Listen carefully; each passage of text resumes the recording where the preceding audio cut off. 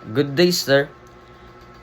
I would like to share my reaction to the involvement of some church and religious organizations in public issues, particularly regarding the impeachment case against Vice President Sara Duterte.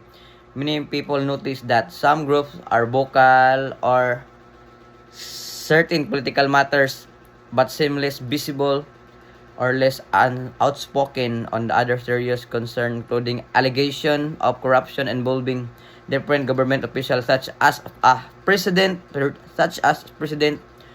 Ferdinand Marcos Jr. and member of Congress.